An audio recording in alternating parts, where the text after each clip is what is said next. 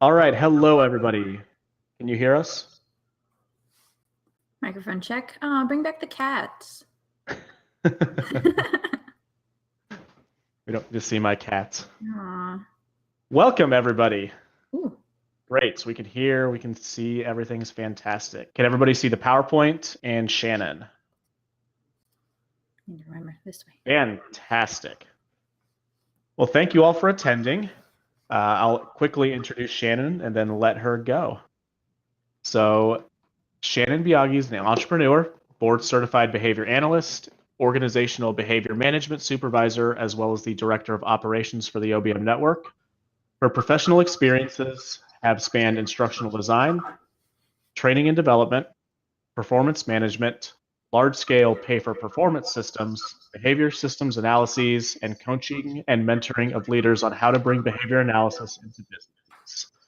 She's currently a co-instructor of Florida Tech's OBM certificate program, having co-founded and designed the program, and is a co-author on the 4-volume workbook series, OBM Applied, a practical guide to implementing organizational behavior management.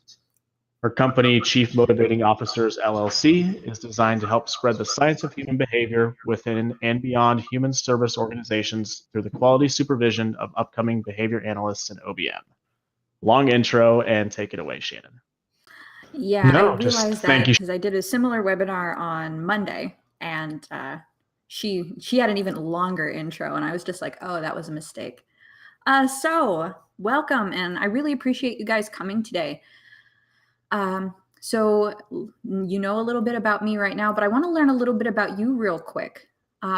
So in the chat, could you go ahead and give me an idea of who you guys are? I mean, there's only about 15 of you in the room right now.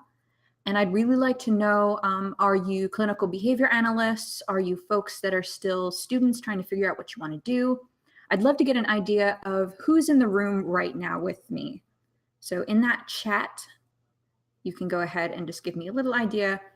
Are you a behavior analyst? Are you a clinician looking to convert over to OBM? Feel free to do that for me in the chat. Okay, we have a doctoral student working with Ramona. That's awesome. Okay, we got a couple behavior analysts. Very nice. Supervisors in autism. Lots of folks working in autism. Awesome. All right, so if I start talking about some more ABA concepts, I'm not going to lose you guys. So that's really why I ask that question is not all of the folks within the OBM network are behavior analysts. And I just like to make sure that I don't start talking in a foreign language that they won't get. But all of you guys appear to either be certified or looking to become certified, working on your various degrees. So that's awesome. And the field of ABA thanks you for your service and doing what you do, because it's not always easy work. So a little bit of my background is I did start out as a clinical ABA practitioner. I got my BC ABA working with adults with severe behavior problems. And what I learned very early on is that without the support of leadership, without good supervisors and good organizational practices, none of your behavior programs really matter. And I think that's a good point to make, considering the vast majority of you guys are clinical. Without OBM, the best written behavior program ends up not meaning anything, because without influencing the individuals who are delivering that behavior plan to do it and do it correctly and be comfortable doing it, your program ends up not coming out the way that you want it to. The services aren't being delivered the way that you intended through that writing. So just to drive home a little bit about why that's important, and I'll go into that a little bit later as well. So this presentation is a brief guide to getting started in organizational behavior management. So getting started in OBM. So I actually have my master's in both applied behavior analysis and organizational behavior management. So fortunately, I went to the Florida Institute of Technology on-campus program, and they have a dual degree where you can get both. So I was very fortunate to be able to get a degree that included a lot of coursework in OBM, and I fell in love with it. So I'm hoping today when I'm talking to you, you guys will fall in love with it too, not only for the reasons that I mentioned, but just the fact that it's cool, science-based, science-driven ways to influence people's behavior at work. All right, so let's go ahead and get started. So what I'm going to be talking to you about today is briefly, what is organizational behavior management? What do OBMers do? And give you some ideas of different ways that you can get started. And there's going to be a lot of information here. So I'm really glad you guys are with me today. So the first question I'm going to answer should be fairly obvious considering you came in through the OBM network, but what is organizational behavior management? What is that science that we use to work with, individuals and businesses and work with organizations to improve their processes? So organizational behavior management is the science of human behavior. It's behavior analysis. It's behaviorism, theoretically, applied in a vast array of businesses to improve the lives of employees while achieving business outcomes for leadership. So that's kind of my definition of organizational behavior management that I like to use. We're trying to improve people's lives at work while still achieving the business outcomes that are necessary for that business to keep running. So I'm going to keep trying to engage with you guys in the chat. So I'm really excited if you could respond to some of my questions. So a question I'm going to ask here is, how many of you guys, just a yes or no question, how many of you guys have received some kind of education in OBM? So you either took a formal course in OBM or took some workshops. So we have a few people, okay, and we've got one no shame. We have a course, nope. All right, so most of you guys are fairly new, but I'm sure somebody has mentioned to you the concept of organizational behavior management. So hopefully this isn't too foreign. But for some of you that maybe don't have a lot of background in OBM, and this is kind of the first rendition of the definition that you're hearing, you might be saying, isn't that like industrial organizational psychology? Or isn't that like organizational development or organizational behavior? And as an OBM practitioner, that's probably one of the most frequently asked questions that I get is people are like, so you're an IO psychologist? And I'm like, well, not exactly.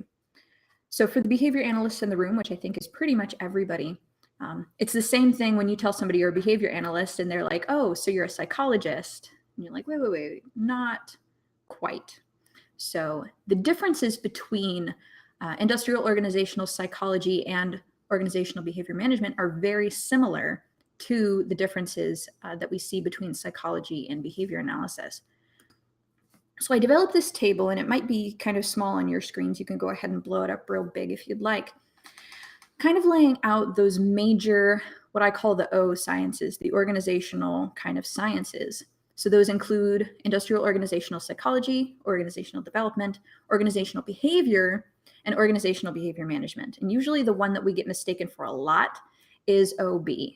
So if you've seen the OB certificate offered by Harvard, a lot of folks are mistaking that for organizational behavior management, and there are differences. So if you look in the row that says theory, you'll notice that those other sciences don't really have a single theoretical foundation that influences the work that they do.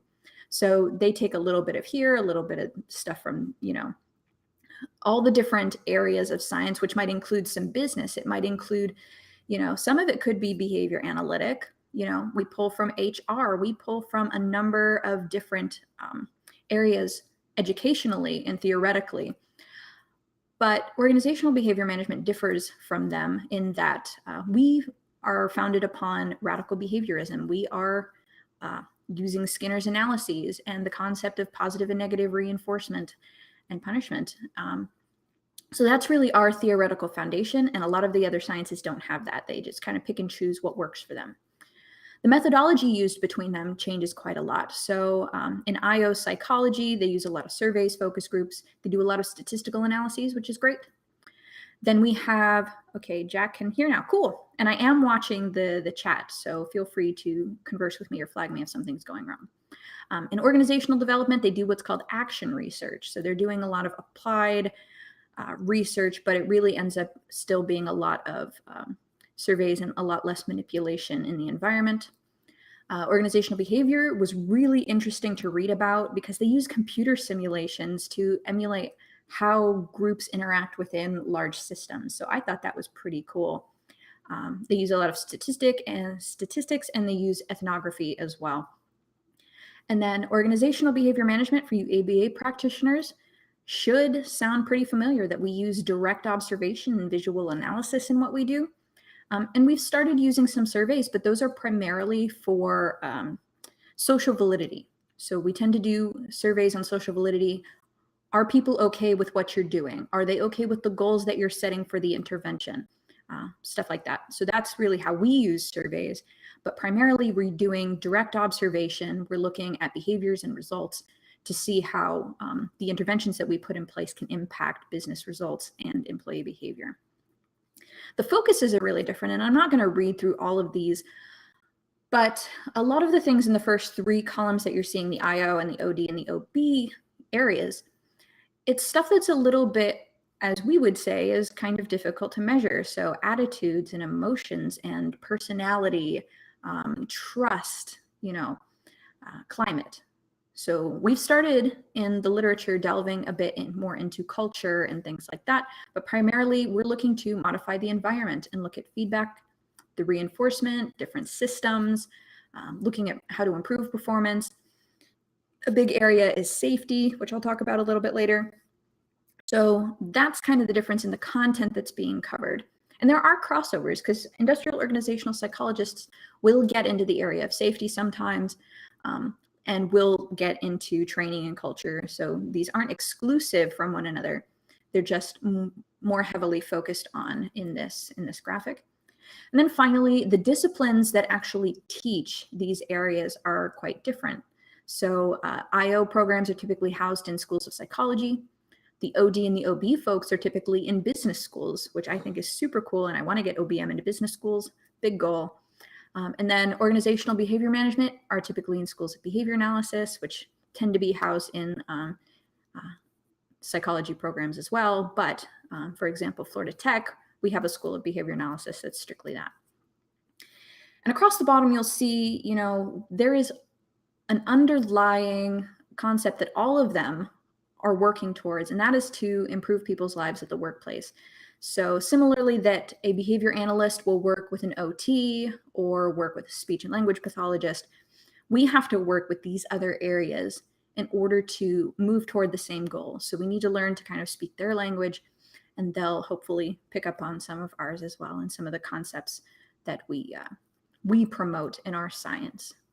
So that's kind of the differences between the various O sciences and organizational behavior management. So this was analysis from Buckland et al. 2000, where they analyzed the literature that was in the Journal of Applied Psychology, which is a primarily IO journal, versus JOBM, the Journal of Organizational Behavior Management, which is our flagship journal, and I have a copy of it right here, JOBM. So there's going to be 4 figures here, and I'm going to walk you through them a little bit, not ad nauseum. So this table 2 are the types of problems that are being addressed within these 2 disciplines within this 10-year span between 1987 and 1999. So I'm not going to read these out to you, but similarly to kind of what I just described, the industrial organizational psychologists are doing statistical analyses, performance appraisals, which we know, in our science, we don't particularly like the concept of a yearly or bi-yearly performance appraisal. But some of these topics overlap with stuff that we'll talk about in the Journal of Organizational Behavior Management as well. And then JOBM will talk about productivity, performance quality, training and development. So it's not completely exclusive there either. So the second figure is going to be the percentage of research, experimental research, and correlational research. So on the, I think it's my left, on my left is the Journal of Applied Psychology versus JOBM on the other side. And you'll notice that the research in general, so just general research methodologies, regardless of experimental or correlational, they're doing a lot of research in the Journal of Applied Psychology versus JOBM. And then the experimental research, so the actual environmental manipulations are happening more in JOBM. And then the Journal of Applied Psychology, they tend to do a lot more correlational research than we do. So we do very little in the way of just simple correlations. We're more for experimental research methodologies and just highlighting those differences. And then there are some commonly used independent variables. So what are we doing to impact behavior in these various articles? So in The Journal of Applied Psychology, they do a lot of training in antecedents and information. So that was their primary go-to. You'll see the N on that was 308, and 220 of those. So the question above that I missed, I'm unsure. Oh, talking about OBM coursework. Sorry, Jack. So back to the thing here. So you'll notice that out of 308 studies that were included in this review, 220 of them used antecedents and information. So just providing information as the intervention. Now in JOBM, it's a lot less common. So with an N of 60, only 19 of those actually did antecedents and information as the primary means of changing behavior. So you can read through those. It's really, really interesting to see how the two differ. And then finally, one thing that I did want to highlight is the type of research being done in IO psychology versus organizational behavior management. The figure is a little cloudy, but I'll give you the highlight. So that bar that's super high in the Journal of Applied Psychology, they're doing their research a lot on students. So not really in, ironically, applied settings. So they're doing a lot of research with students, as opposed to the highest line or the highest column in JOBM are non-management individuals within organizations. And also of interest is at the executive level, the Journal of Applied Psychology didn't do any interventions at the executive level of an organization. And the Journal of Organizational Behavior Management did have some executive interventions that they implemented. So those are just some of the differences between IO psychology and JOBM. So it's different content, it's a different theoretical foundation, different methodologies and research, different interventions. Things are pretty different. So I think, you know, once you see it from this sort of analysis, it's very easy to think how odd the question is, you know, isn't OBM basically IO psychology? But the more you know. This was the information. I guess I just did an antecedent and information intervention in this webinar. So, irony.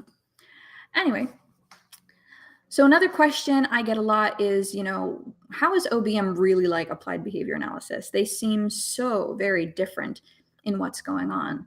You know, ABA tends to stress a lot within the autism population, and that's super, super important. I definitely tip my hat and have done clinical ABA myself, but the two are pretty similar in foundations because we both have the same theoretical foundation in radical behaviorism from B.F. Skinner. So OBM is like ABA in the use of operational definitions. So operational definitions in OBM is also known as pinpointing. So we just kind of changed the language, but basically pinpointing is operationally defining what you're looking to impact within the organization. We also use the ABCs, antecedents, behaviors, and consequences. We use the same structure to figure out what's going on in an organization. And along those lines, we also do consequence analyses, so reinforcement and punishment. And one of the most popular consequence analyses in OBM is called the picnic. Some of you may have heard of Aubrey Daniels' picnic methodology, which determines if the impact to the behavior is positive or negative, immediate or delayed, or certain or uncertain when we're implementing some kind of consequence intervention or just looking at the consequences as they stand within an organization. So it's a super handy tool built upon the concepts and principles in applied behavior analysis. So super similar in that regard. We also do antecedent and consequence manipulations. That's what we do to figure out how to change behavior in the workplace. We also do functional assessments. So you have your functional behavior assessments where you go and do interviews and things like that to figure out, you know, different ideas of what might be causing problem behavior in ABA. We also have interview-based, you know, tools that we use. One of our favorites is the performance diagnostic checklist, and there's also a performance diagnostic checklist human services. Those are functional assessments. They're looking for the root issue in why behavior is happening or not happening within an organization. So we use functional assessments just like ABA. Ultimately, the goal is to resolve a problem behavior or increase a socially significant outcome or both. The socially significant outcome is likely going to be a important business result. So it's going to be important for the organization to achieve these outcomes. So that's kind of the target that we look to impact ultimately, are those business outcomes by changing behavior within an organization. And then finally, we use data and more data. We say you're not doing organizational behavior management, you're not doing ABA unless you're collecting data. So how do we know if what we're doing is actually having an impact on the population that we're working with? You have to collect the data. We put in phase change lines. We build graphs just like you guys in applied behavior analysis. So OBM, super similar to ABA. And to demonstrate this, DeGeneres-Reed in 2016 replicated a study from Normand and colleagues, 1999, where they were looking at the behavior analytic principles that were being discussed in the studies within JOBM at the time. So you'll notice that none of these had zero mention or zero discussion in the Journal of Organizational Behavior Management. So that includes reinforcement, SDs, prompting, punishment, motivating operations, rule-governed behavior, schedule shaping, extinction, and fading. And ultimately, the number one that is mentioned in the OBM literature is conceptually reinforcement. And you might notice that feedback is not included in this list, which I thought was amusing, because feedback is not considered like a basic behavior analytic principle. But if they had put feedback in there, I'm sure it would have been number one on the list of principles mentioned. So we're talking in the same language, and a lot of the time, some of the time we're not, but for the most part, we speak a very similar language to ABA practitioners. So that's kind of the outline. What is organizational behavior management? How is it different than some other strategies? And how is it similar to our base science? So now I want to get into what OBMers actually do. So I mentioned a lot of conceptual stuff, but when we're getting into an organization, what are we going there to actually do? So organizational behavior management consultants work in a wide variety of different issues in a wide array of environments. So you could almost mention any working environment that has people in it, and odds are OBMers could go in and do some great work there. But I'd like to just give you some ideas of different issues and different environments that OBMers work in. So this is a list of types of applications. So these are common applications that we see in the literature often, and we see in practice as well. These include performance management. So that's PM. Aubrey Daniels is a big performance management guru. We usually go to him for a lot of that literature, but performance management is a super popular area of OBM. There's also process improvement. So how do we figure out how to make processes more efficient, more effective? How do we reduce redundancies within a particular process? So how can we improve the processes to make it better, not only for the organizational outcomes, but also better for the employees who are impacted by those outcomes? So that's kind of what process improvers do. We're starting to get more into executive coaching and a lot of leadership training. So I was kind of going on a rant earlier of you want to make sure that you're hitting the supervisors and the folks who supervise the supervisors as one of the main people you seek to impact with an organizational behavior management intervention. So leadership training and teaching them how to provide good feedback, how to implement the programs that you're putting in place in order to ensure that they'll sustain once you leave. So leadership training, good supervision is super, super important. Because like I was saying, without good supervision, your behavior programs don't end up meaning anything. So especially in a human service context, leadership training is super important. Training and talent development is another area that's very, very big. So organizational behavior management practitioners often end up in TD departments helping assist with the development of training. A lot of them are instructional designers by trade, but they kind of fit into the OBM framework. And they also, in addition to just setting up the trainings, figure out how to evaluate the effect of their trainings once they are in an environment being implemented. So how do you ensure that trainings have been effective, that folks are actually doing whatever the training was designed to have them do? So super common area for OBMers to get into is training and talent development. behavior-based safety, another really, really important area. And I wish we had more practitioners going into this area within OBM. I see a lot of folks practicing now in like health and human services, but BBS is super cool. You're going in and figuring out, how do we ensure that people are engaging in safe behavior at work? So a lot of big industries hire OBM practitioners to ensure that their people are being safe, that they're meeting regulations, that they're not going to injure somebody by trying to increase the profitability of their organization at the expense of safety. And safety behavior in general is a pretty complex behavior to deal with because the consequences of not engaging in safe behavior are so uncertain. They may or may not contact that contingency for not wearing their hard hat. And 9 times out of 10, they'll probably be just fine.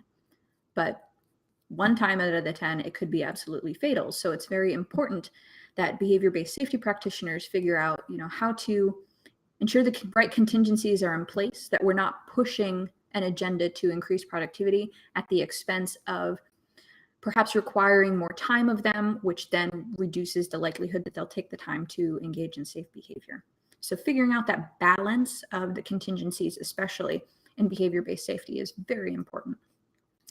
One of my favorites is consumer behavior analysis and marketing. So the key player in this area is Dr. Gordon Foxall. I've read so much of his work because I'm very interested in how different approaches to marketing impact consumer behavior. So do they actually engage in purchasing behavior? And now with all of the analytics we have available to us, I do a lot of the work that I do in e-commerce. So figuring out in a e-marketing environment, how do we influence people to convert, so to speak? So how do we influence them to make a purchase via the website, given the different variables that we can manipulate? So I love consumer behavior analysis. It's one of my favorite areas. Change management and culture change. So this primarily revolves around the emotional reactions that typically occur when undertaking a large-scale change within an organization. So people tend to be very resistant to change, and change management professionals try to set up organizations to be successful in implementing or in actually initiating the change within their organizations without getting that emotional reaction. And if they do get an emotional reaction, we can do an analysis of, okay, why are we getting this reaction from this person? And how can we change what we're doing as managers and leaders to influence those emotional reactions that we get? So very good point, Marque, very good point. Research in, let's see, I can see this might be embedded in some listed applications. It's an area that could be appropriate for OBM application. We can definitely talk about that. So compliance with paperwork, I've actually been involved in interventions of getting people to comply with paperwork submission. So you should definitely, I'll have my email at the end. We should definitely talk. BSA, looking at the interactions of different components within an organization and how they influence one another. And not to mention,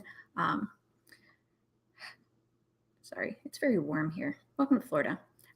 So the different roles within an organization, the different departments within an organization, how they influence one another, and how they're being influenced by other external variables. I'm not a big behavioral systems analysis person. I've done a couple or been involved in a couple, but it's not my area of special expertise. But there are some people who are very, very good in the area of BSA. I can say Heather McGee, who was our executive director, has done some great work in behavioral systems analyses. And finally, strategic planning and operations. So OBM practitioners help businesses determine, what they need to do, where they need to go, how to do it, and how to do it ethically, sustainably, and while keeping their employees happy and getting the business outcomes that they're looking for. So these are kind of the types of applications that you can use within OBM, and this is in no way an exhaustive list. These are just a select set of areas that I've seen a lot of literature in, I've seen a lot of practice in. So in what industries are behavior analysts practicing? So I'm not going to go through all of these in the same way that I went through that last list, but I've given some references here for very interesting studies in each of these different industries and areas. And I'm going to particularly stress human services because that's a huge area where for OBM practitioners, ABA people already know our language. So we're able to work together very well. Manufacturing, health and wellness. So there's some very interesting folks working in reducing sedentary behavior at work and health behaviors at work. One of the individuals in my graduating cohort, Nicholas Green, and Behavior Fit, that's one of their big things. And then Gianna Biscottini, she has Workwell. So there's a couple of different players in that space right now that are picking up some really good steam. Telecommunications, very popular interventions in fluency training in telecommunications. Finance industries. So Abernathy was trying to figure out how to get people to increase using ATMs in 1989, which was really interesting. People were very resistant to using automated teller machines.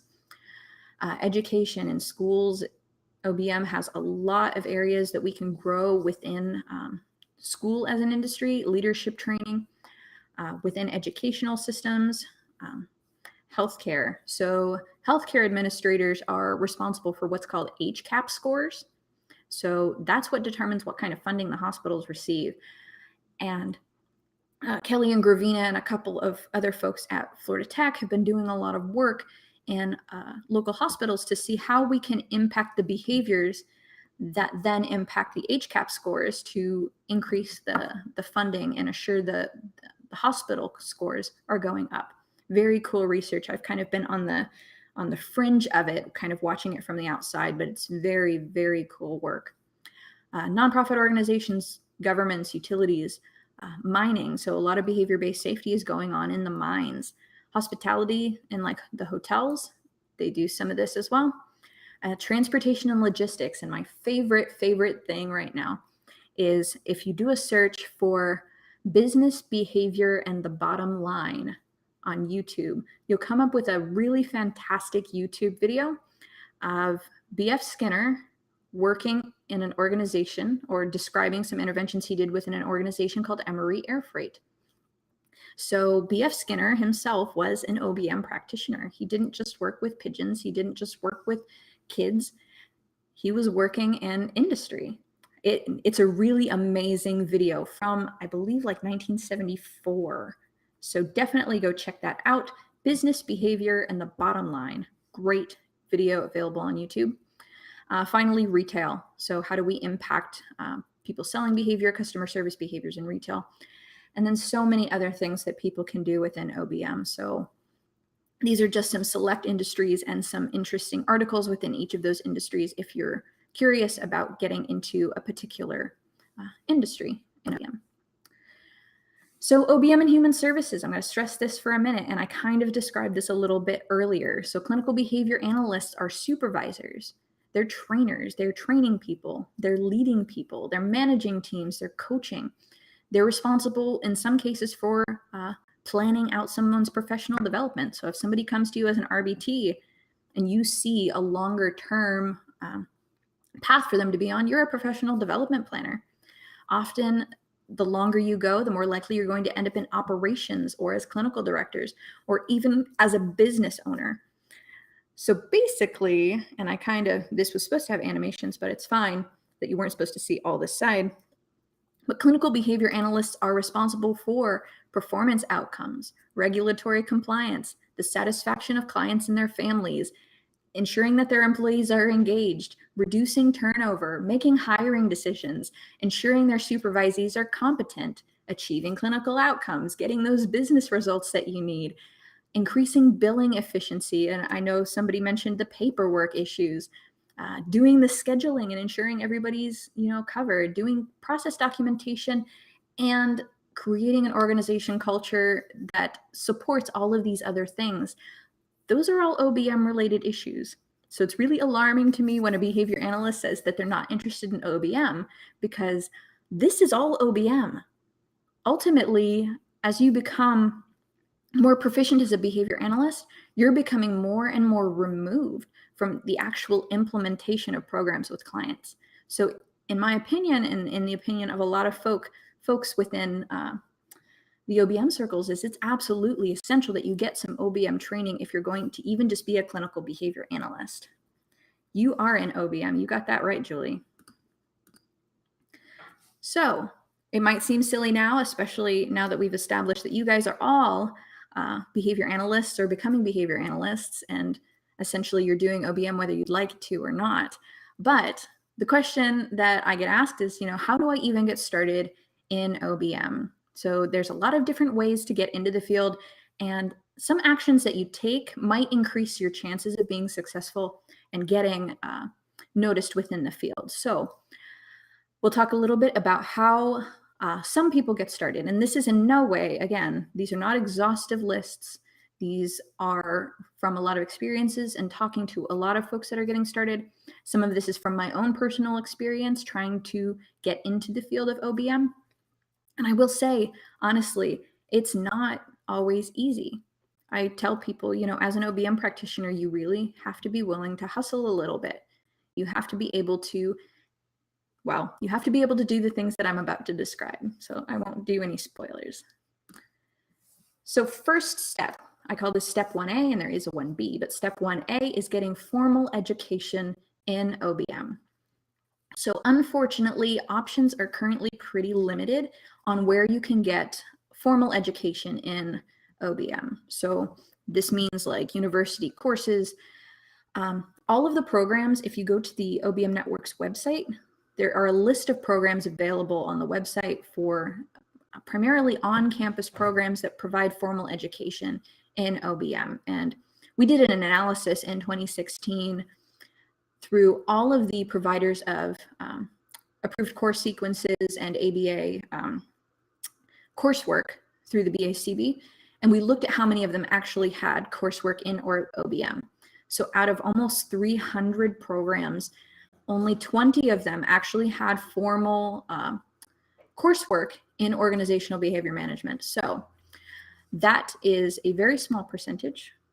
And all of those are currently on-campus programs, and some only have like one faculty member available, or some of them have a lot of fluctuation in faculty.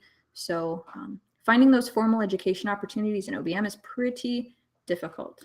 So your other option is less formal education. So that includes going through like certificate programs, certifications, and specialty workshops that are all aimed towards OBM practice or very, very similar areas. Jack mentions the ABA program is wonderful in New Jersey, but no OBM coursework. That's super common. You can have an amazing ABA program, and I wish, one of my goals is to get more people providing formal education in OBM. But you've also got some of these other options, like I said. So in my bio, you probably heard I helped kind of establish the OBM certificate program through FIT. I'm no longer an instructor of that program, but it's still an amazing program with absolutely phenomenal instructors from all different areas, including behavior-based safety. They've got folks in human resources, product development. Great team there. And they've also got some CEUs in OBM, so definitely check that out. You can also look at Aubrey Daniels. So Aubrey Daniels, for the longest time, has been the name in OBM. So he's got a few online trainings that are available that are really great. Applications in Behavioral Leadership is a really good course, and his Management Basics, all very good kind of courses to get your head kind of wrapped around OBM. The 6 Boxes Practitioner Program from the Performance Thinking Network. So that is Dr. Carl Binder. That is B.F. Skinner's last doctoral student. He established this practitioner program that is not traditional OBM, but it's definitely behavior-based. You can also go to OBM Network conferences. So of course, this is the OBM Network. We have a conference coming up in Sweden at the end of this year. And then sometimes we'll do a 1 or 1.5 day, conference before ABAI. We're not doing it this year, but that's a really good opportunity to get some less formal education, so to speak, in OBM. And there's other opportunities out there, so go ahead and use your Google Foo, as I call it, and you can look up different OBM programs, but make sure they're OBM and not OB. That's kind of a hang up sometimes. Then you can read a lot of books. So if you need to self-study, some people have been able to do this. It's incredibly difficult. So some of the great OBM books, and I actually, if you notice, my bookshelf back there is a nice rainbow. So I ruined the rainbow in order to show you guys. So like Performance Management by Aubrey Daniels, great intro text. One of the lesser known books that I love is the Handbook of Organizational Performance. That's an amazing OBM book. We have OBM Applied. So that is one of the books that I was an author on, and it's a different application. So all of these books, so Measure of a Leader by Aubrey Daniels, The Behavior Breakthrough by Steve Jacobs, Leslie Wolk-Braxick's Unlock Behavior, Unleash Profits. They all kind of serve different purposes as a practitioner of what you're looking for. Managing without supervising. If you're planning on implementing any kind of scorecard system or pay for performance, essential read. For the behavior analysts in the room, I like to pull this one into the set. So the Supervisor's Guidebook. This is a read that I would recommend to every behavior analyst.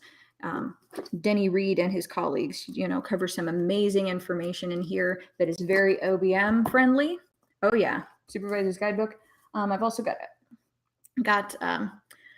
Rumler and Brush, all amazing books in OBM. So definitely pick up some of those, especially if you can't get a hold of a formal education program.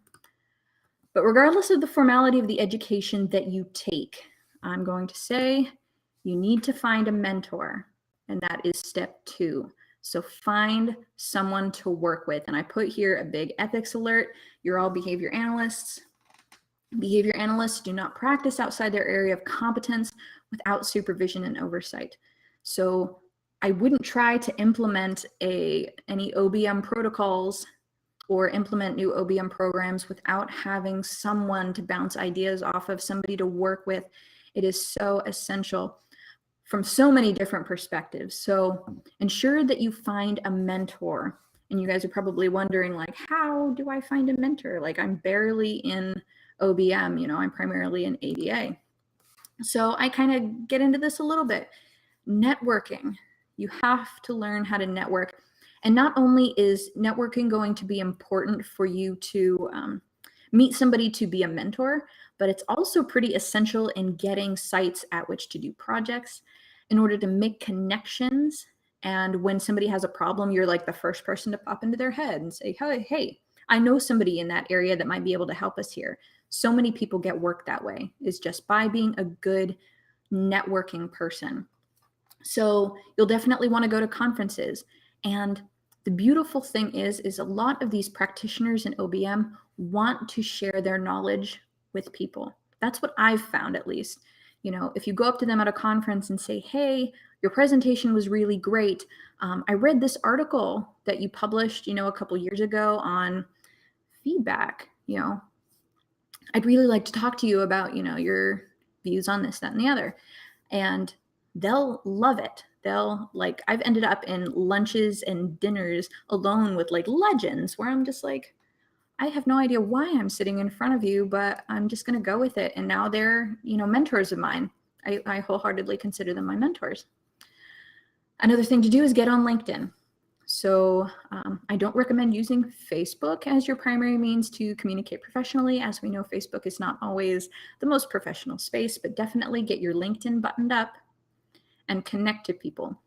And what happens on LinkedIn is that you can scroll through and see what these folks within the field are posting and like and comment on the things that they post. So even if you can't be with them in person, especially for folks that might be overseas or in different countries that don't have like a lot of OBM practitioners, you want your name to start becoming familiar and associated with reinforcement. And a lot of them really like getting attention for their materials they're posting on LinkedIn. So definitely get involved on LinkedIn and start networking there, and maybe even write them a message, and just like you would have done at the conference. Hey, I really like this article that you wrote, what were you thinking about X, Y, and Z? So button up the LinkedIn. You can actually find me on LinkedIn. I'd be more than happy to connect to you guys, and you can see my network too. So you can see potential mentors. And then local business workshops and events. So we encourage beginning OBM practitioners after they get a mentor to start getting involved in their business communities whenever they can, to start getting projects. So go to your local business workshops, your local small business administration, and start networking there too. So finding a mentor, you can also join professional development organizations. So I'm really glad you guys are here for this OBM Network webinar, because the OBM Network has nearly 500 members now, and we are global. So join the OBM Network if you're not a member. You also get these webinars at no cost rather than paying $10 for not being a member. And for those of you who are students, it's only like $34 a year, and you get access to JOBM. That's the end of my commercial. But join the OBM Network. It's a really good way to find people, working in the space. There's also other organizations like the International Society for Performance Improvement, ISPI. A lot of OBMers will cross over there, and a lot of ISPI folks are also part of the OBM Network. So there's a little give and take. The Association for Talent Development for those training and development folks. The Society for Human Resource Management is a great place that OBMers can get involved. And there are some other organizations out there, but definitely join a professional development organization. And we also have volunteer opportunities sometimes. So that's a really good way to work with people that are already in the space. So, our presidents each have a group of people that they work with that are volunteers. Our executive directors, all of our directors have teams of people that they work with. So you become kind of a face, and we see quality of work and stuff like that. So getting involved and active in the OBM Network is a great idea. So how else do you go about finding a mentor? You can also seek out a supervisor with the board, but kind of sad to me, and what kind of inspired in part why I started Chief Motivating Officers, my private business, is if you look at the kind of pie chart that we have here on the screen, this was a sample size of 7,100 plus BCBAs, behavior practitioners, and only 34 of them actually said that their practice area was OBM. So we've got some work to do, my friends. So I want to see this number increase, and it's understandable. If you think about the content of the exam, where the jobs are perceived, it's understandable that there would be so few. So it's a little bit difficult to kind of get in that space. But that's kind of my goal, is to increase the number of behavior analysts that will say, I'm a behavior analyst working in OBM. So that's what Chief Motivating Officers does. So number one, you got your book knowledge. So you either got formal coursework or less formal coursework. No matter what, you got your mentor. 3, and then 4 is profit. So what is 3? You got to do it. So you got to do OBM. So you want to start applying the concepts and principles that you've read about with the oversight of your mentor, your coach, your supervisor. So you want to actually start doing stuff. There are primarily 2 types of acting consultants in a typical organization. So you have internal consultants and external consultants. So when most people think about OBM, they think about external consultants, grabbing your briefcase, getting on a plane, being flown, across the world to go do OBM. And those positions exist. Those are not just unicorns. They're real creatures. But external consulting requires a lot of very advanced skill sets compared to an internal consultant. So a lot of you guys are in really good positions to start introducing OBM concepts into your current clinical organizations.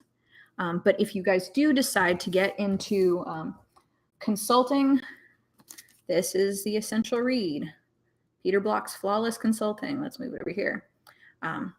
That is my go-to text for learning some of those advanced skill sets that the traditional, like stereotypical OBMer uses. I tend to go to that book. But I would advise starting in an internal position first, and then start getting some of those other external skills as you go along in your career. So where you're at right now, so in your job position as a BCBA, in your job position as a BCABA, or even if you're a tech, you can start doing projects for your organization. And one of the best ways that I've found to figure out, you're going to eventually have return on investment for the work that you're doing. The better that you get, you're going to make a difference for your organization. So if you go to your supervisors and say, hey, what's keeping you awake at night? And that was what my first mentor told me to ask, what's keeping you up at night? Because that's automatically going to make them invested in the concept of you doing something to help, if it's something you can help with. Say, what's keeping you up at night? We are behind on our billing because our folks aren't turning in our paperwork. Bingo, you've got your project. So you get the education, you work with your mentor on that issue, and then you develop these case studies over time and a portfolio of work that shows what you've done as an OBM practitioner, starting even from your earliest projects. So one of the first consulting projects I did in my first OBM course was going into a fire department and increasing the number of people showing up to the training. Like, they had regular training and sent a volunteer fire department, so they didn't have a lot of contingencies to mess with, and there was a lot of negative reinforcement going on within this organization. So it was the good old boys, do this or you're going to get your butt kicked kind of stuff. So we were able to shift the guys' thinking to more, positive. How do we encourage people to show up? How do we create systems where they're able to track what they're doing? And we were able to increase the attendance within the meeting with our first ever OBM project by 80% in the span of about 3 months. So you keep those projects, you keep those case studies, and you develop a portfolio of work to show people and to add to your resume. So another one of my mentors has a results-focused resume where at the top, he just describes the kind of business outcomes he's gotten for the work that he's done. So another example from my background would be, implemented process improvement procedures that resulted in a 33% increase in revenue on a, already 6-figure product line. That's a nice thing that employers want to see on your resume. So the more you do projects and the more you do interventions that you're seeing results for, the better it's going to look for your career later. But you also want to start with the scope very small. Pick some low-hanging fruit, simple interventions that are highly visible, but are also as impactful as you can be at a low-hanging fruit kind of project. Because you want people to see you coming in to do OBM and find that reinforcing, because we see this person, we know we're going to get a result, or good things are going to happen when that person comes in. If you're an OBM practitioner that takes a bite that's too big, you're going to establish yourself as, they come in and they say they're going to be able to do this, but it's 6 months later and we're still not seeing, what we need to see. And your mentor can always help figure out what that scope is going to look like for the organization. So those are just some of the ideas. Make sure you're consulting with your mentor and pilot.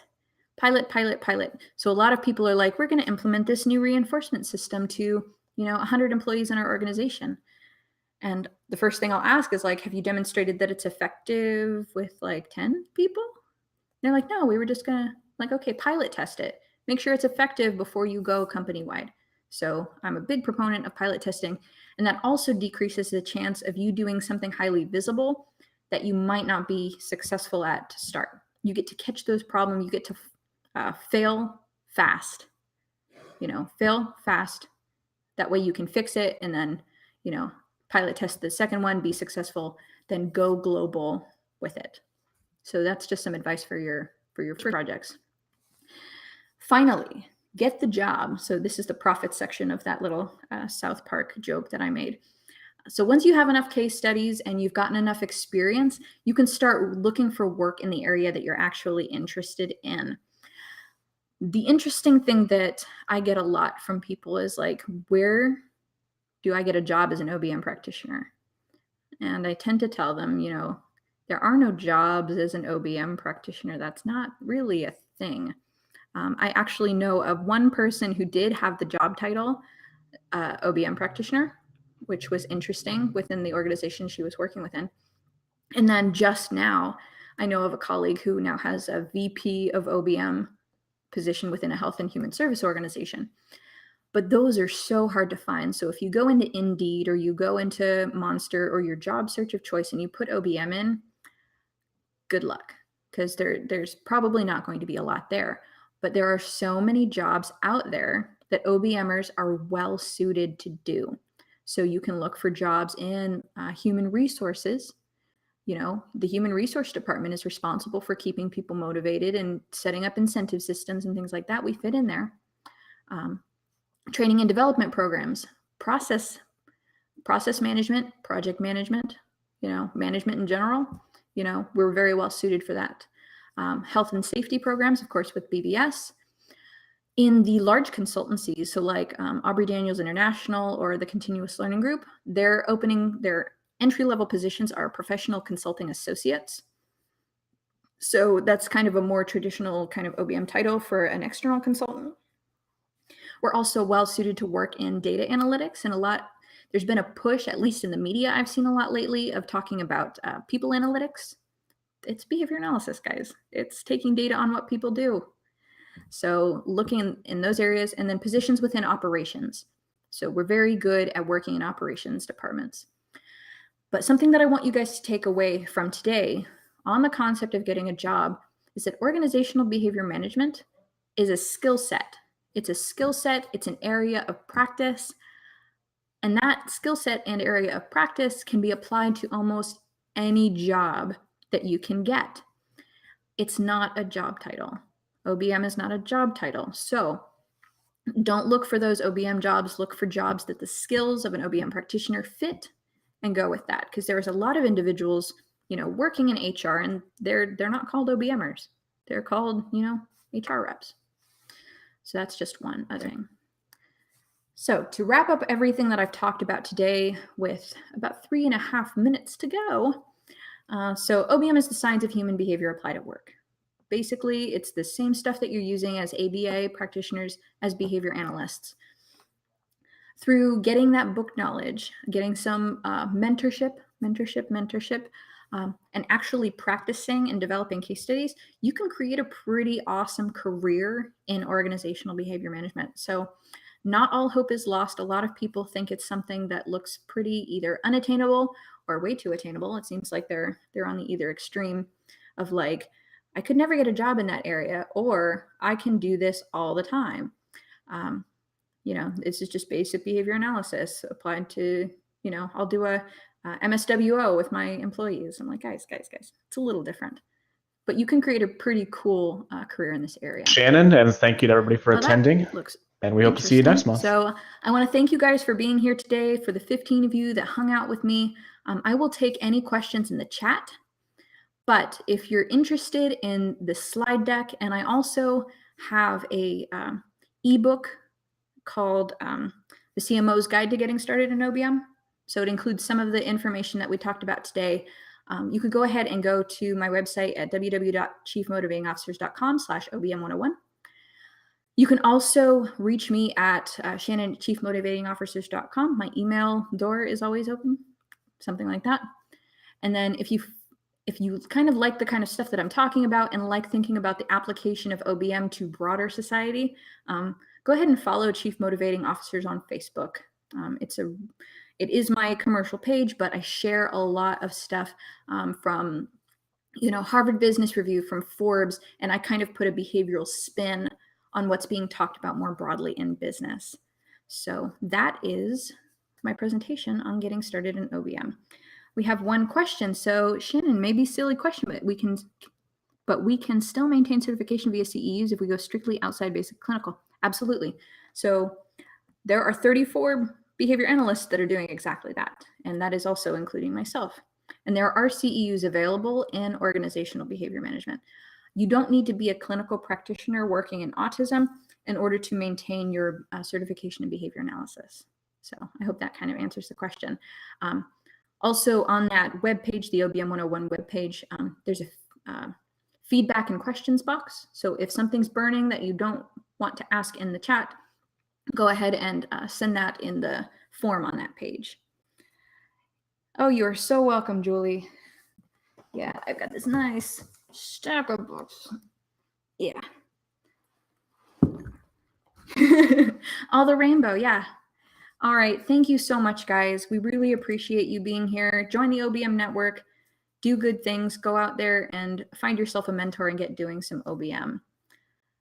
All right, can I get more in touch while at ABA grad school? How can I get more in touch? again, looking at those less formal education options, Jack, is probably a good idea. Certificates, courses that you can take on the side, all good. All right. Yes, definitely follow up on the compliance question. All right, and with that, I think we are at the top of the hour. Thank you guys so much for coming. I really, really appreciate you guys coming to hang out today. So, do you have anything, Matt, before we close it down? Thank you, Shannon, and thank you everybody for attending. And we hope to see you next month. Definitely come next month and every month.